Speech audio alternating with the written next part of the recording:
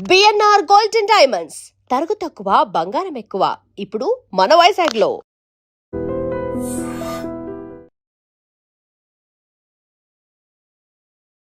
Hi hello నమస్తే welcome to I dream. నేను Rachel. Namit మల్హోత్రాస్ Ramayana trailer చూస్తుంటే రియల్లీ గూస్ బంప్స్ వస్తూ ఉన్నాయి. చాలా హ్యూజ్ రెస్పాన్స్ వస్తోంది.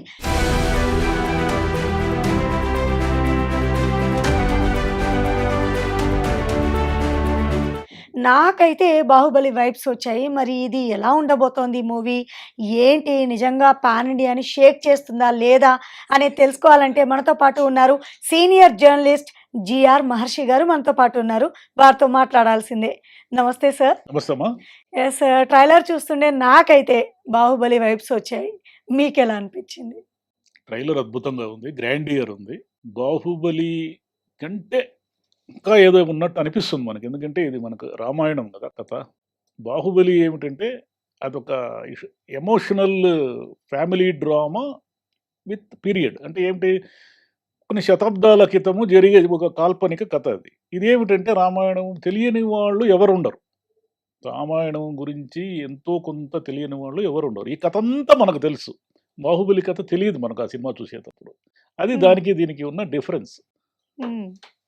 అంటే ట్రైలర్‌లో ఆ విజువల్స్ చూస్తుంటే అది ఆ బ్యాక్‌గ్రౌండ్ మ్యూజిక్, యష్ గారేమో రావణాసురుడిలా కనిపిస్తున్నాడు. రాముడిలా రణబీర్ కపూర్ కనిపిస్తున్నారు. సో, ఇదంతా చూస్తుంటే అలా అనిపిస్తోంది కొంచెం.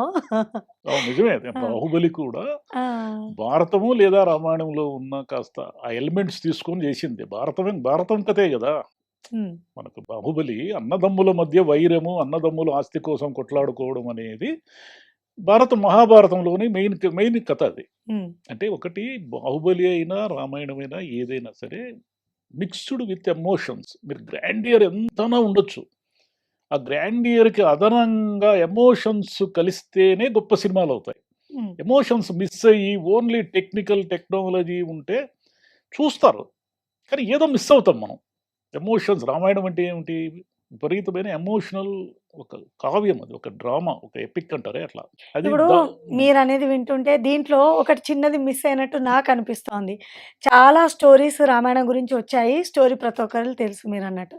ఇక్కడ హనుమంతుడు ఎక్కడా కనిపించలేదు. వానర సేన కనిపించలేదు. ఏంటంటే జటాయు ఇంకా కనిపిస్తోంది. అదంతా ఏదో షూట్ చేసినట్టు లేరు. హనుమంతుడికి వాళ్ళేదో ఒక పెద్ద క్యారెక్టర్‌ని ఎవరినో ఎంచుకున్నారు. పెద్ద నటుడిని ఎవరినో ఎంచుకున్నారు. ఆ! అది రివీల్ కాలేదు మనకు. ఆ! ఇప్పుడు ఉన్న వాళ్ళంతా రివీల్ అయ్యారు. ఆల్మోస్ట్ ఆల్ రామాయణం అంటే ఏమిటి? రాముడు, లక్ష్మణుడు, సీత, రావణుడు ఇలా ఇంక ఈ దశరథుడు క్యారెక్టర్‌లన్నీ కూడా రివీల్ అయ్యారు. దశరథుడు, కైక వీళ్ళే గదా! ఆ! దీంట్లో ప్రధాన అంటే రామాయణం హనుమంతుడు లేని రామాయణాన్ని మనం అసలు ఊహించలేం. హ్మ్. ఆంజనేయ స్వామి లేని రామాయణాన్ని మనం అసలు ఊహించలేం. కానీ ఇక్కడ లేడు అంటే దాని అర్థం ఏమిటంటే, ఆ పార్ట్ ఏదో ఇంకా షూట్ కాకపోవడమో, వాళ్ళకి రివీల్ చేయడం ఇష్టం లేకపోవడమో కారణం కావచ్చు. మెయిన్ అయ్యి ఉండొచ్చు. హ్మ్. అండ్ ఇంకా ఇప్పుడు ట్రైలర్‌లో పార్ట్ 2 ఉందని జెప్పేశారు. 'బాహుబలి' ఎలాగైతే ఒక ప్రభంజనాన్ని సృష్టించిందో, మరి 'రామాయణ' కూడా వరల్డ్ వైడ్‌గా అలాంటి ఒక మార్క్ క్రియేట్ చేసే ఛాన్సెస్ మీకు గనిపిస్తున్నాయా? నాకైతే తెలియదు. పార్ట్ 2 అంటే ఏమిటంటే, ఉత్తర రామాయణం. లవకుశాన్ని చూసామే మనము. హ్మ్. రామాయణాన్ని ఎన్ని వేరియస్ యాంగిల్స్‌లో ఈవెన్ మన తెలుగులోనే కనీసం ఒక 50 సినిమాలొచ్చుంటాయి హ్మ్. రామాయణంలో. ఎన్టీ రామారావు గారే అనేక సార్లు రాముడు జేశాడు, రావణుడు జేశారు. శోభన్ బాబు గారు రాముడు జేశారు, హరినాథ్ గారు రాముడు జేశారు.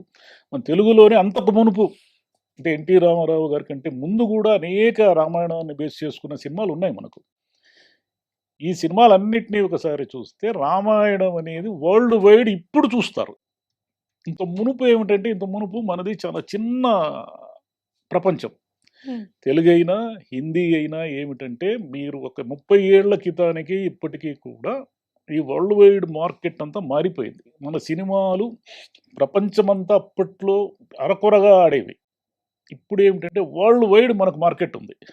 ప్రపంచంలో ఏ మారుమూల దేశములోనైనా మన సినిమా ఆడి ఇప్పుడు 'బాహుబలి' ఆడింది గదా! అలాగా ఏ సినిమా అయినా సరే దాంట్లో విషయం ఉంటే అది గనక వాళ్ళకు నచ్చడం అనేది ఒకటుంటుంది. ఆ నచ్చడం అంటూ జరిగితే ప్రపంచమంతా గూడా మీరు చెప్పిన పాన్ ఇండియా గాదు, పాన్ వరల్డ్ సినిమాలున్నాయిప్పుడు. హ్మ్. ఎందుకు నచ్చుతుంది అని అడగండి. ఇప్పుడు నాకదే రామాయణం అనేది మన కథ గదా!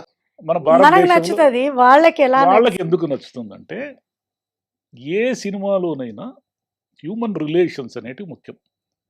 మన దేశంలో ఉన్న ప్రత్యేకత ఏమిటంటే, మనకు ఫ్యామిలీ రిలేషన్స్, కుటుంబ వ్యవస్థ ఇక్కడ ఇంకా పటిష్టంగా ఉంది మిగతా దేశాలతో పోలిస్తే. మనకెప్పుడూ గూడా పోగొట్టుకున్న దాని మీద ఎక్కువ మమకారం ఉంటుంది. ప్రపంచంలో అన్ని దేశాల్లో, చాలా దేశాల్లో కుటుంబ వ్యవస్థ విచ్ఛిన్నమైంది. రిలేషన్స్ విచ్ఛిన్నమైనాయి. రామాయణంలో ఉన్న ప్రత్యేకత ఏమిటంటే, ఒక అద్భుతమైన కొడుకు రాముడు. అసలు ఆస్తుల కోసము తండ్రుల్ని చంపేస్తున్న ఈ రోజుల్లో మీరొక్కసారి ఆ క్యారెక్టర్‌ని ఊహించుకోండి. హ్మ్. కాసేపట్లో పట్టాభిషేకం. కాసేపట్లో అంటే ఒక 1 అవర్‌కో, 2 అవర్‌కో అయోధ్యలో పట్టాభిషేక మహోత్సవ ఏర్పాట్లు జరుగుతున్నాయి. శ్రీరామచంద్రుడిని మహారాజుగా కిరీటం పెట్టి కిరీటధారణ జరగబోతూ ఉంది. పట్టు వస్త్రాల్లో శ్రీరామచంద్రుడు తయారవుతున్నప్పుడు తండ్రి నుంచి పిలుపొచ్చింది. తండ్రి నుంచి పిలుపొస్తే నేరుగా వెళ్ళాడు. తండ్రి ఏం చెప్పాడు? "రామా 14 ఏళ్ళు వనవాసం వెళ్ళు" అన్నాడు. ఏ కొడుకైనా ఎలా షాక్ అవుతాడు? 2 అవర్స్‌లో మహారాజుగా పట్టాభిషేకం ఉంటే తండ్రి 14 ఏళ్ళు వెళ్ళమంటున్నాడంటే అతను ఏమన్నాడు? ఒక్క మాట కూడా మాట్లాడలేదు. తండ్రి, కానీ సార్ తండ్రి అని వెళ్ళిపోయాడు. ఇక్కడేంటంటే తండ్రి చెప్పాడు, కొడుకు విన్నాడు. అది ఎవరికైనా కొత్తగా అనిపించదు. బట్ సీత రాముడి అడుగులో అడుగు వేసుకుంటూ సాయి పల్లవి ఆ క్యారెక్టర్ చూస్తుంటే ఎంత సౌమ్యంగా కనిపిస్తుంది. మీరు అదే. రాముడు ఎంత గొప్పవాడో సీతమ్మ అంతకంటే గొప్ప. ఆ! ఎలాగంటే ఈయనకే కాదు కదా పట్టాభిషేకము. మహారాణిగా ఆమె కూడా మహారాజు పక్కన కూర్చుంటుంది సింహాసనం మీద. ఆమె తన మహోత్సవాన్ని, తన మహారాణి మహోత్సవాన్ని చూసుకోవడానికి ఎవరో చెలికత్తెలంతా రెడీ చేసి పట్టు వస్త్రాలు కట్టిస్తూ ఉన్నప్పుడు శ్రీరామచంద్రుడు వెళ్ళి, "సీత నారవస్త్రాలు కట్టుకొని రా" అన్నాడు. ప్రపంచంలో ఏ స్త్రీ అయినా ఏమైపోతుంది? షాక్ అయిపోదా? పట్టాభిషేకానికి మహారాణిగా సిద్ధమవుతున్న సీతని వెళ్ళి నారవస్త్రాలు కట్టుకురా అంటే, తండ్రి చెప్పినప్పుడు ఎలాగైతే ఇతను వచ్చేసాడో ఏ ఒక్క మాట కూడా అడగకుండా భర్త చెప్పాడని ఆమె వచ్చేసింది నారవస్త్రాలకి. వీళ్ళందరికంటే గొప్పవాడు ఎవరు? లక్ష్మణుడు. అతన్ని ఎవరు అడగలేదు రమ్మని. కానీ అన్న కోసము, వదిన కోసము అతను అడవికొచ్చాడు. అంటే దీంట్లో ప్రతి క్యారెక్టరు కూడా హైట్స్‌లో ఉంటుందన్నమాట. ఒక నమ్మకమైన నాయకుడు లేదా యజమానిని హనుమంతుడు అనే ఆయన ఆ క్యారెక్టర్‌ని తీసుకోండి ఒకసారి. రాముడు కోసం అతనేమైనా చేస్తాడు. ఒక యజమాని కోసం లేదా ఒక నాయకుడి కోసం ఆ హనుమంతుడు అనే క్యారెక్టరు ఏమైనా చేస్తాడు. అంటే లంకకెళ్తాడు, లంకకెళ్ళి నిప్పు పెట్టొస్తాడు, సీతమ్మ జాడ కనుక్కొనొస్తాడు. ఇది ఎందుకు మాకు అని అనుకోడాయన. అంటే ప్రతి చోట రిలేషన్‌షిప్ అనేది పటిష్టంగా ఉంటే, ఆ రిలేషన్‌షిప్ పటిష్టంగా ఉన్నప్పుడు ఆ కుటుంబ వ్యవస్థ అలా ఉంటుంది. మనం పోగొట్టుకుంటున్నదే అదే గదా! ఈవెన్ మన దేశంలో కూడా మనం ఏం కోల్పోతున్నామంటే కుటుంబ వ్యవస్థని కోల్పోతున్నాం. కారణాలు ఏవైనా కావచ్చు. హ్మ్. ఇందువల్ల ఏమిటంటే రామాయణాన్ని విపరీతంగా చూస్తారు జనం. ఇన్నేళ్లుగా శతాబ్దాలుగా ఎందుకు చూస్తున్నారు? ఇప్పుడైతే సినిమాలున్నాయి. శతాబ్దాల క్రితం నాటకాలు, వీధి నాటకాలు, రకరకాల యక్షగానాలు, రకరకాల రూపాల్లో రామాయణం క్యారీ అవుతూనే ఉంది గదా! హ్మ్. మన తెలుగులోనే మనం 100 ఏళ్ల నుంచి చూస్తున్నాం రామాయణాలు. చూశాం గదా! రాముడంటే ఎన్టీ రామారావు అని మనం ఫోటోలు పెట్టుకొని పూజించాం గదా! ఎందుకు? దేవుడనేదే కాదక్కడ. ఒక విలువలకు ప్రతినిధులు ఈళ్ళంతా. రావణుడు కూడా గొప్పవాడే. బాగా, బాగా మహాపండితుడే ఆయన. కానీ ఇటువైపు విలువలను ఎలా చూపిస్తారో, విలువలకు వ్యతిరేకంగా అంటే నిర్ణయం తీసుకోవడంలో విఫలమైన వాళ్ళు ఎలా జీవితాలను కోల్పోతారు, ఎలా తప్పులు చేస్తారనే దానికి రావణుడు ఉదాహరణ. హ్మ్. అతను చనిపోతున్నప్పుడు ఏమడిగారు? రావణ ఎందుకిలా జరిగిందంటే, అప్పుడు రావణుడు ఏం చెప్తాడంటే, "అయ్యా! ప్రపంచంలో ఉన్న వాళ్ళందరికీ నేను 2 విషయాలు చెప్పదలుచుకున్నాను. ఒకటి మంచి పనులు చేయాలనుకున్నప్పుడు వెంటనే చేయండి. చెడ్డ పనులు చేయాలనుకున్నప్పుడు ఆలోచించండి. ఒక రోజు వాయిదా వేయండి. ఇంకా 2 రోజులు వాయిదా వేయండి. సీత విషయంలో నేను నా ఆలోచనను వాయిదా వేసి ఉంటే ఈ గతి వచ్చేది కాదు నాకు" అంటాడు. అంటే మనం ఏం చేస్తామంటే, మనం చేస్తున్న పనులు మంచివి అని మనం నమ్మినప్పుడు ఇమ్మీడియేట్‌గా చేసేయాల. మీరు ఒక పని మంచిది అని నమ్మారనుకోండి, ఇమ్మీడియేట్‌గా చేయాలి. ఎక్కడో మీకు తేడా కొడతా ఉంది. ఇది కరెక్ట్ కాదేమో అని తేడా కొట్టినప్పుడు ఆలోచించండి. ఒక రోజు, 2 రోజులు, 3 రోజులు, వారం రోజులు పోస్ట్‌పోన్ చేయండి. పోస్ట్‌పోన్ చేయడం వల్ల ఏమవుతుందంటే, ఆ పని నిజంగా మంచా చెడా అనే ఒక నిర్ణయం మీ చేతిలో ఉంటుంది. ఇట్లా మనం ఒక సినిమాగానే దాన్ని చూడకూడదు. అదంతా మన జీవితానికి అప్లై అవుతుంది. మీరు ప్రపంచంలో హిట్ అయిన ఏ సినిమా అన్నా తీసుకోండి, అది ఎమోషన్స్‌తో మిళితమై ఉంటుంది. మీకు 'బాహుబలి' తీసుకోండి. 'బాహుబలిలో' ఒక సీన్ ఉంటుంది. ఏమిటి? వాడెవడో టచ్ చేశాడని వాడి వేలు కట్ చేస్తుంది గదా! ఆమె. యెస్. అనుష్క చేస్తుంది గదా! చేసినప్పుడు అది పెద్ద ఆ సభలో, నిండు సభలో ఆమె రమ్యకృష్ణ అడుగుతుంది.